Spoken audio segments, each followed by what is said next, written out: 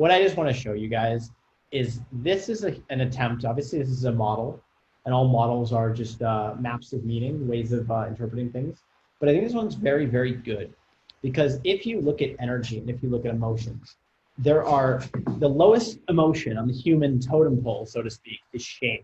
Because shame is at the bottom. And when you feel ashamed, it's not like making a mistake. It's not like you feel like you did something wrong.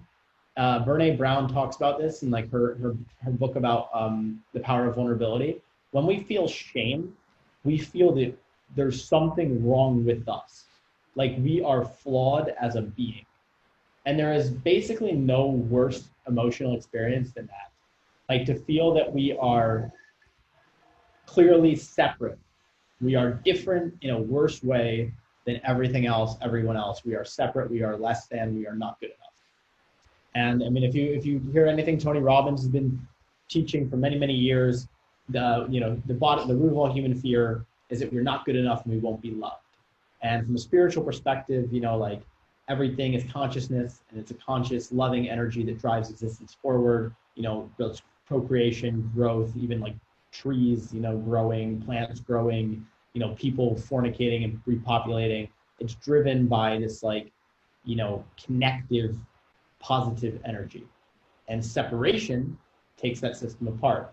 Separation, isolation, desolation, it brings humanity apart. It creates war. It creates, how can a country drop a bomb on another country and wipe out its people without separation and seeing each other as opponents?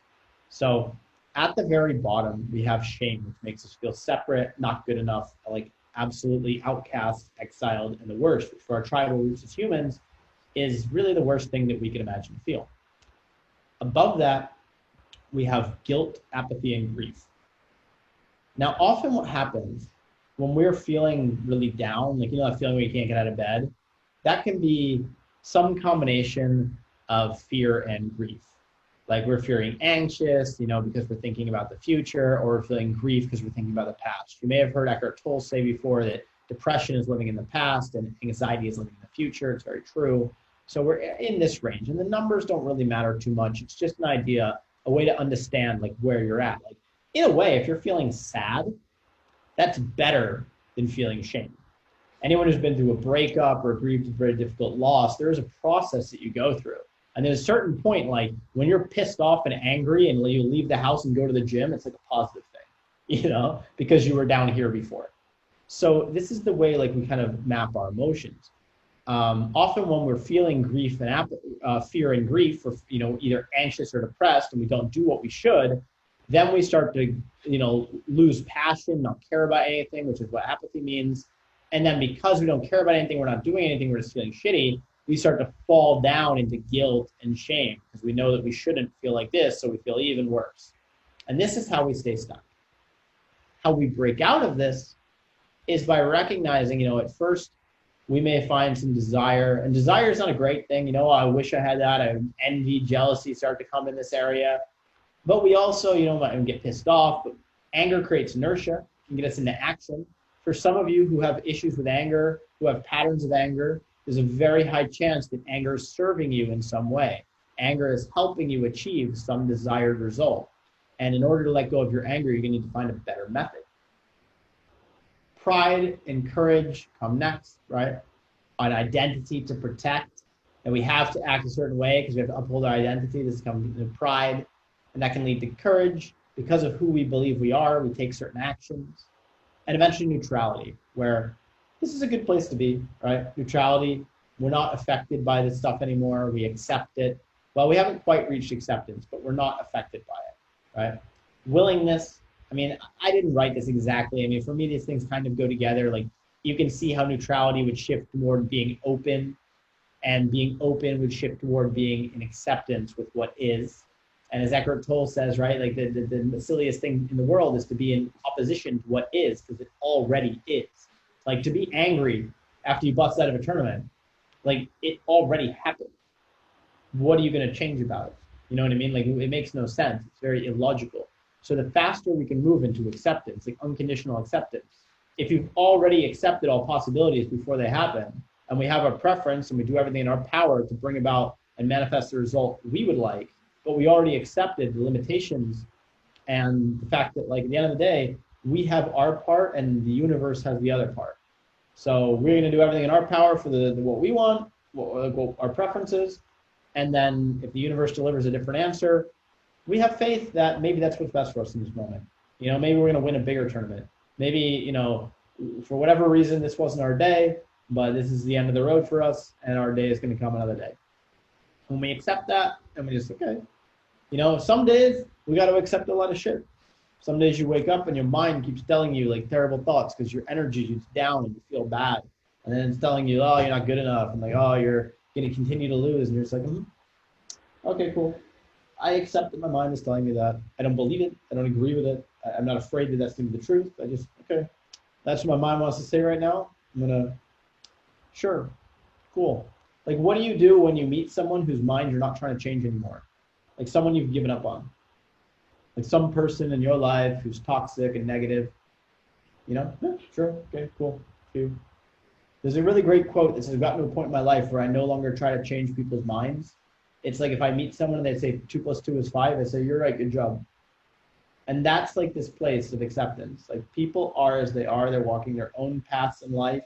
They have their own history, their own problems, their own perception, their own problems. And like, you know, focus on yourself, stay in your own lane. If somebody asks you for help, that's different. But in a sense, like other people are not your responsibility, you know, and it's very important to understand that like you can't change anyone else who doesn't want to change. So in acceptance, we accept other people as they are, we accept life as it is. And this brings us to reason. Like, okay, given that the world is the way it is and I am the way that I am at this moment and these things have happened, what do I do? You know, reason. When we're done with all the bullshit, I'm mad at my brother, he unplugged the internet, fuck him, he didn't respect me. When I'm done with all that, and it's like, okay, maybe I should just have my own internet connection. Like, is it worth it for the peace of mind? Or maybe I should just like tether my phone. Maybe I should just, you know, get my own repeater or whatever the solution is, right? And then above that is love, right? So once we can accept everything that life is in every way that it can be, and just do the best thing for us, we prefer to connect to love, right? Rather than anger, rather than ego, prefer to connect to the energy that like moves humanity forward. So we connect to love, and love brings with it joy, happiness, peace when we're no longer in resistance to life. Because now once we're connected to love and joy, the things that all humans want, the natural things like, you know, babies laughing, that's happiness, right? When we're in that state, now we've connected to peace. Like we know that there is bad in the world. We know there's moments of suffering. We know there's moments of joy, and this is what life is, and we're accepting it. And above peace would come enlightenment. I think it was really interesting, but then maybe I missed that. But how do we go up the ladder? How do we change from one to the other? How do we go from guilt to enlightenment? So, if I had to pick one thing on this scale that I thought was the most essential, I mean, it's tough, right? But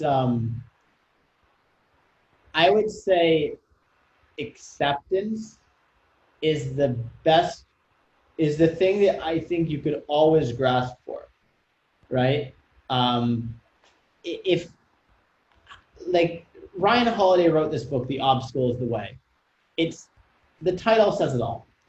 The entire work of this book is trying to teach you to accept the things that happen in your life as if you'd chosen them. Does that make sense? So accept the things in your life that happen as if you'd chosen them. Like, what is this moment teaching me?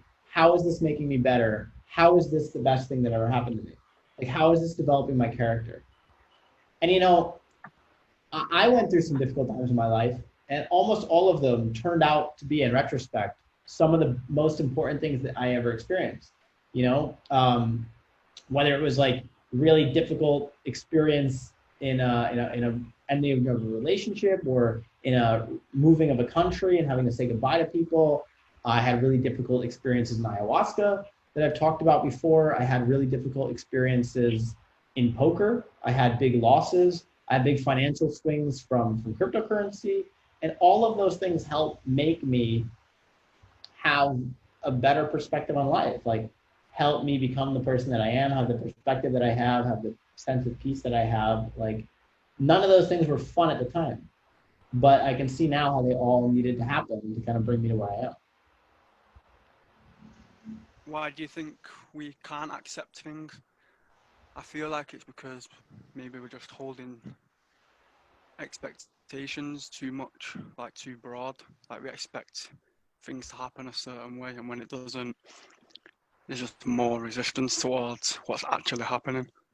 But obviously, there's much more to it than that. What I would like to put into a quote, as I've said before, is don't be a puppet to your preferences. Most people are a puppet to their preferences, which means they're, just as you said, it was very good, Kyle, people are too tied to their expectations and their preferences. So like a child, like, no, it's mine, I want it now. They don't have patience, they don't have perspective, they don't, and you don't see that you're like that, but we are like that.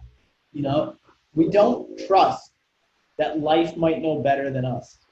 There's a Taoist story of an old farmer who has worked his crops for many years. One day his horse ran away. Upon hearing the news, the neighbors came and they said, "Such bad luck," sympathetically. "Maybe," the farmer replied.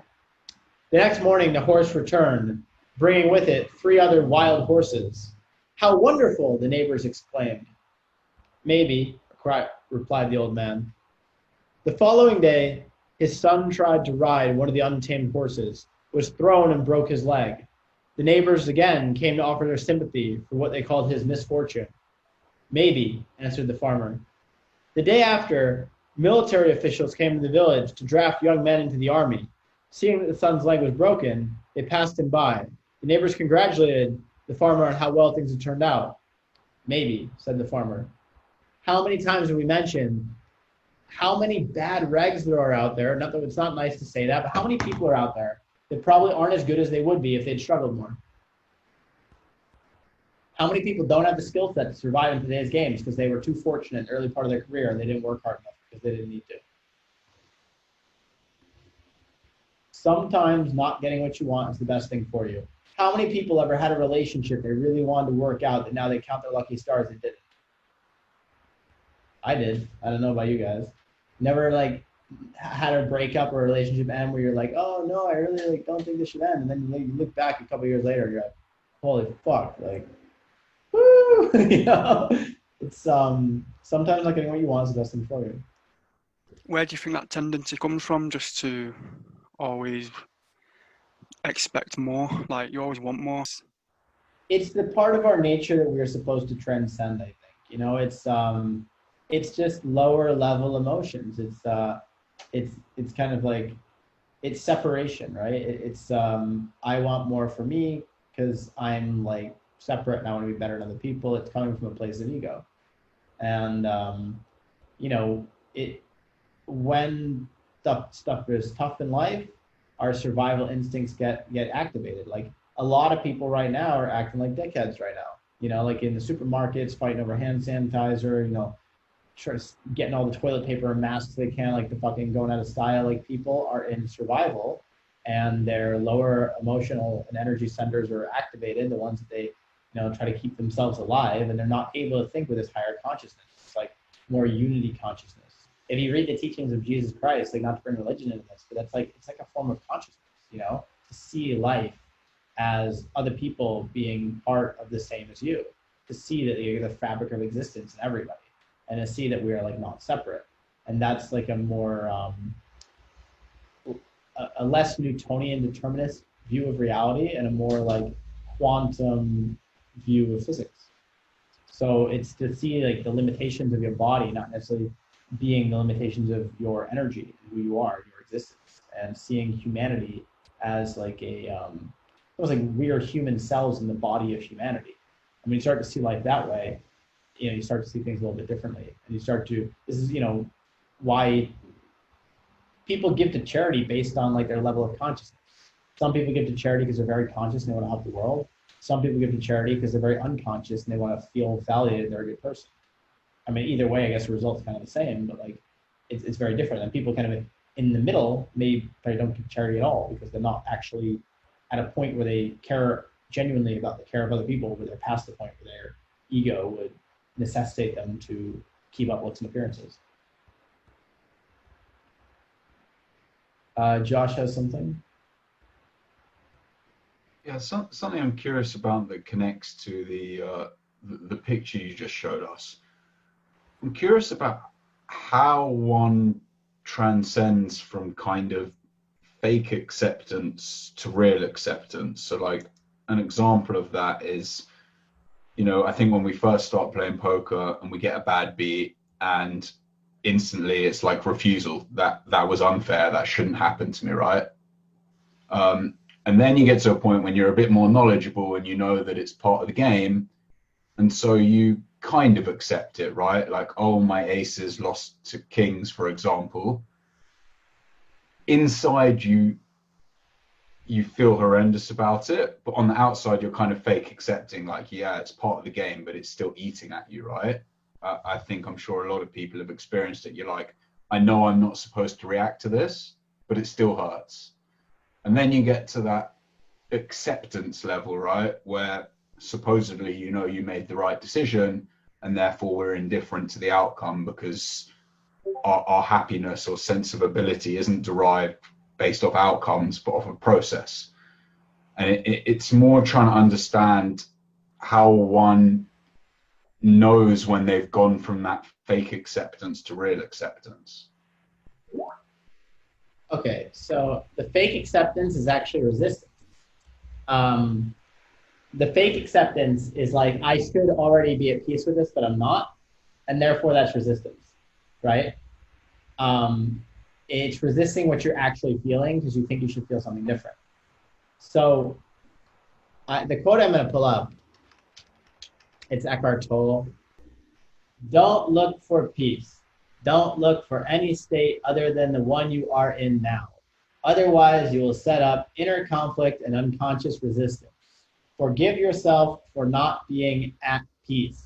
The moment you completely accept your non-peace becomes transmuted into peace. Anything you accept fully will get you there, will take you into peace. This is the miracle of surrender. So when we talk about acceptance, we're also kind of talking about surrender. Surrender is like admitting we are not in control. You know, one time I was walking down the street and I saw this guy who was walking down the street and he had his shirt on and said, relax, nothing's in control. And I was like, oh, I love that shirt. There's two places you can relax.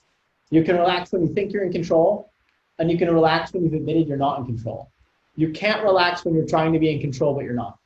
You know what I mean? So you either live in the illusion of safety or the acceptance of chaos, but both can be very peaceful. So to answer your question, he says, forgive yourself for not being at peace. What most people do is they compound their tilt the moment it happens. They're mad, and then they're immediately mad that they're mad because they think they should already never get mad. You are a human. You can't move up the scale by wishing you were already at the top. And you can't move up the scale if you're not willing to stand on the platform wherever you are that you already are. So that's why I said, you know, if your mind is throwing toxic thoughts at you, and like, what if you're down in shame? It all happens to us sometimes. Okay, I hear you. That's cool, interesting.